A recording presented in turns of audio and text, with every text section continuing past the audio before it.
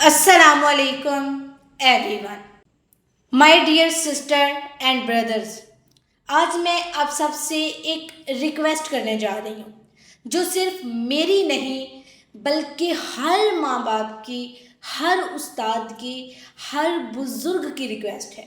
और सबसे बढ़कर ये फरियाद कुरान की है कि खुदारा अपनी आने वाली नस्लों को बचा दे, क्योंकि अगर नस्लें बिगड़ गई तो ना घर बाकी रहेगा, ना माशरा बाकी रहेगा, ना दीन की पहचान और ना ही आखिरत की निजात रहेगी। अल्लाह ताला फरमाते हैं या अय्युहल्लज़ीना आमनू कि ए ईमान वालों अपने आप को और अपने घर वालों को जहन्नम की आग से बचाओ। यहाँ गौर करें कि अल्लाह ताला ने सबसे पहले अपने आप को और फिर अहले अयाल को बचाने का हुक्म दिया है। यानी असल कामयाबी ये नहीं कि हम अपनी औलाद को दुनियावी आसाइशें दें, बल्कि असल कामयाबी ये है कि हम अपनी नस्लों को जहन्नम की आग से बचा सकें। ये कोई कामयाबी नहीं है कि हमने अपनी औलाद को हाथों में डिग्रियां थमा दी हैं, हमने उन्हें बहुत तालीम दे दी है। ये कामयाबी नहीं है। असल कामयाबी कुरान को अंडरस्टैंड करना है। हर ज़िंदगी के हर मामले में दीन को आगे रख कर देखना है कि आया ये जो मैं कर रही हूँ ये ठीक है या नहीं है। इस तरह की हमारी औलादें होनी चाहिए कि अगर वो कोई फ़ैसला करें तो वो देखें कि हमारे दीन में हमें क्या मशवरा मिल रहा है। रसूल सल्लल्लाहु अलैहि वसल्लम ने फरमाया तुम में से हर एक जिम्मेदार है और हर एक से उसकी जिम्मेदारी के बारे में पूछा जाएगा, सवाल किया जाएगा। बाप अपने घर का जिम्मेदार है और उससे उसके घर वालों के बारे में पूछा जाएगा। ये सही बुखारी की हदीस है। आज की हकीकत क्या है, ज़रा आज के हालात पर नज़र डालें। छोटे छोटे बच्चे घंटों मोबाइल और गेम्स में गुम हैं। बेटियों और बेटों की ज़ुबान से वालिदैन के साथ बदतमीज़ी आम हो गई है। उस्ताद की रिस्पेक्ट नहीं है। सोशल मीडिया पर फहाशी और बेहयाई हमारी नस्लों के ईमान को खा रही है। माँ बाप सिर्फ कपड़ा, खाना पीना और अच्छी तालीम को कामयाबी समझ बैठे हैं। ये कामयाबी नहीं है। सवाल ये है कि आखिर कामयाबी है क्या? क्या कामयाबी सिर्फ डॉक्टर या इंजीनियर बनाना है?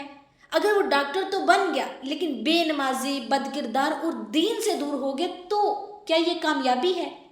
तो ये कामयाबी नहीं बल्कि बहुत बड़ा नुकसान है। ज़रा हज़रत लुकमान अलैहिस्सलाम की नसीहत याद करें। कुरान में है कि उन्होंने अपने बेटे को सबसे पहली नसीहत ही ये की थी कि ए मेरे बेटे, अल्लाह के साथ किसी को शरीक ना ठहराना। यानी तरबियत का आगाज़ ही ईमान और तौहीद से होता है।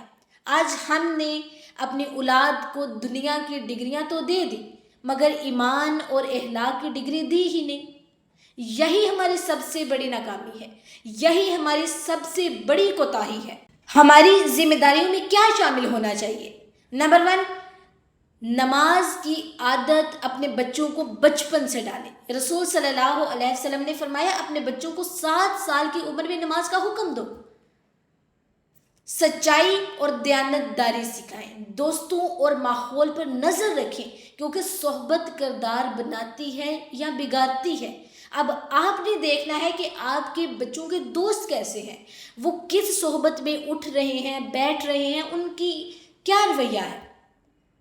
नेक्स्ट है खुद अमली नमूना बने। बच्चे हमारे अल्फाज से नहीं बल्कि हमारे अमाल से सीखते हैं। हम उनके सामने जो करेंगे फ़ौरन बच्चे उसे कॉपी करेंगे। इसके बाद कुरान की तालीम और तिलावत घरों में आम करें। सोचें कि अगर हमारी नस्लें दीन से खाली रही तो कल क़यामत के दिन यही बच्चे हमारे गिरेबान पकड़ कर कहेंगे अम्मी अबू आपने हमें दुनिया तो दे दी लेकिन ईमान क्यों नहीं दिया?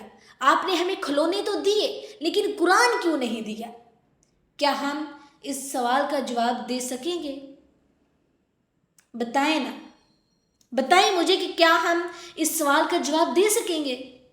ایک چھوٹی سی سٹوری ہے کہ ایک بزرگ کے بیٹے نے مرنے کے وقت کلمہ پڑھنے سے انکار کیا۔ لوگوں نے پوچھا یہ کیسے ہوا؟ بزرگ رو پڑے اور کہا میں نے اپنی زندگی میں حرام کھایا، جھوٹ بولا اور دین سے غفلت کی، اور میں نے اپنے بچوں کو بھی حرام کھلایا۔ آج اس کا نتیجہ میرے بیٹے کے سامنے آ گیا ہے۔ یعنی جو ہم بوئیں گے وہی ہماری نسلیں کاٹیں گی۔ یاد رکھیں، اگر ہم نے اپنی نسلوں کو سنوارا تو یہ ہمارے لیے صدقہ جاریہ ہوں گے، اور اگر ہم نے ان کو چھوڑ دیا تو یہی نسلیں کل کو ہمارے لیے عذاب بھی بن جائیں گی۔